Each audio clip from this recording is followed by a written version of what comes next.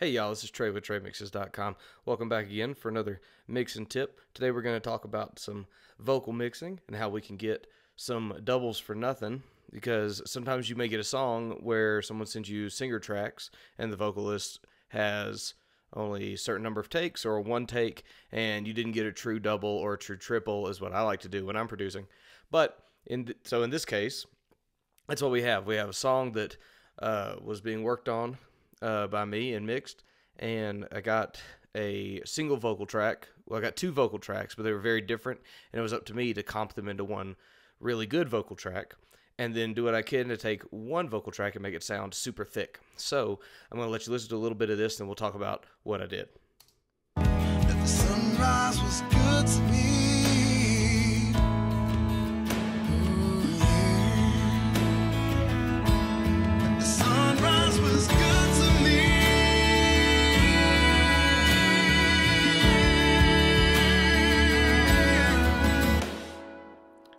All right. So what we're going to do is we're going to focus just on this lead vocal, this one right here that's highlighted, and I'm going to play it again, but I'm going to show you what I did to get through chorus parts like this a good thick doubled sound without having to have an actual double. And then I'm going to show you how to do it with the way I did it, and I'm going to show you how to do it separately with stock plugins and free things you might have if you just have a single vocal track. So here we go. Let's do it, and I'm going to take off the double and put it back on so you can kind of see the thickness difference that you'll get with a double. Some people hate doubles. I think they sound great in a mix. If you overdo it, yeah, it sounds pretty fake, and some people don't like that. And if you don't like it, then don't do it. And nothing I say here is like law or that you have to do it. This is just one way that I like to get doubles. So let's have a listen, and I'll turn this on and off. That the sunrise was good to me. Oh yeah. That the sunrise was good to me.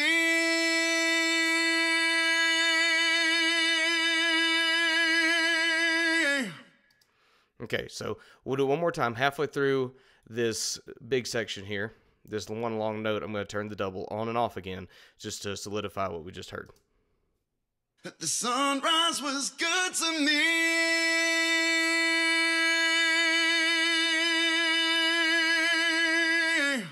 Now, to my ears, that gets thicker, wider, and has a chorusy effect.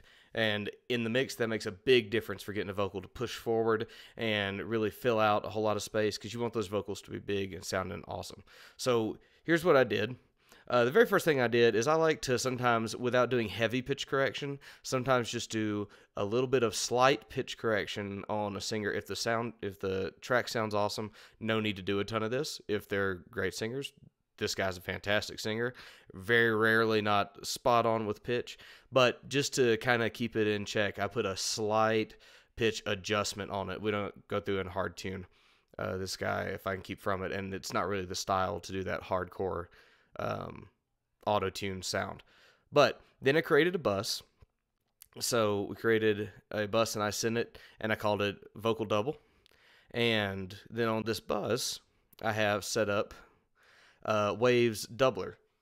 So we started with a preset for 4 voices, which it sets up pretty nicely, and I did a bunch of changing to it. So these things are panned all the way to the left and all the way to the right, and there's a detune on one side that's down 6 semitones, see right here, and on the other side it's up 6 semitones. I mean, not even semitones, excuse me, cents. So it's very minute. Very, very minute pitch shift, but that helps create the chorus. Just very tiny pitch changes. And then I gave it a lot of low end and a slight high shelf boost on the EQ just to blend it in with what's going on with the actual vocal, but I didn't want the doubles to overtake the mid-range, which is where most of the actual vocal frequencies are. So over here in the 1 to 4K range, I didn't do any boosting. I just gave it a low end and a little bit of shelf at the top.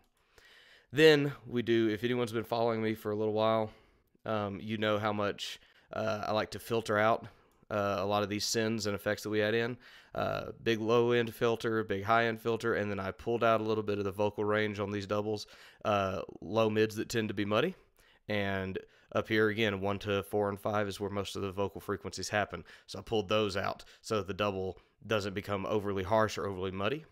And same thing, if you've been watching me do this for a little bit, you know I love to use my favorite saturation free plugin on the planet and have this set at neutral, and I crank it pretty hard so that it's really kind of distorting, because I like not putting a ton of saturation on the lead vocal, but I love hitting the doubles hard because it really fills it out. So I'm going to solo just the bus, and you can kind of hear what this send for fake doubles sounds like. The sunrise was good to me.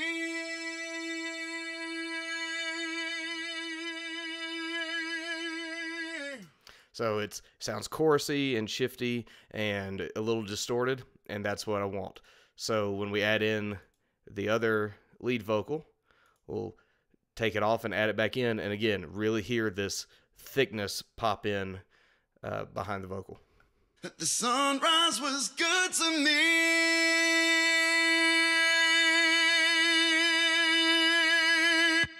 Again, instant width and thickness, and sounds fantastic. So that's with a Waves doubler that sets it up for you. I just like those things. But in case you don't have something like that, I just love how that plugin works. Let me show you how you can fake it, which is what we did with this harmony part. The first harmony is the straight recording. Good to me.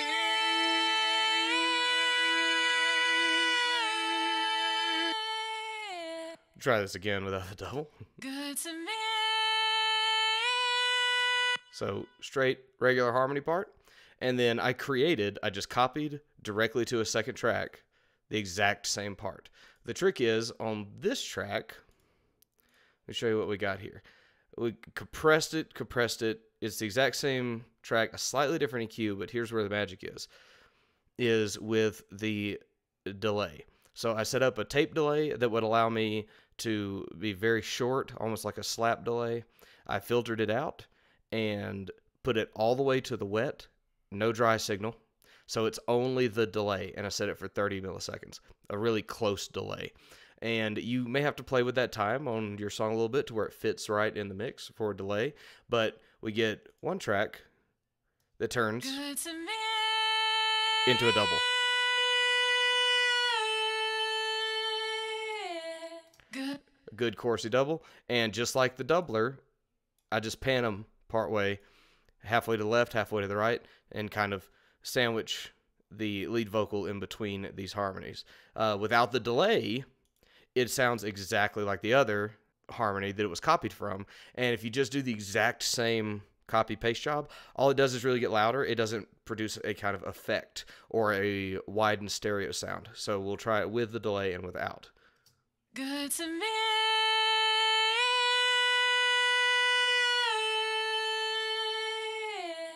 Good to me.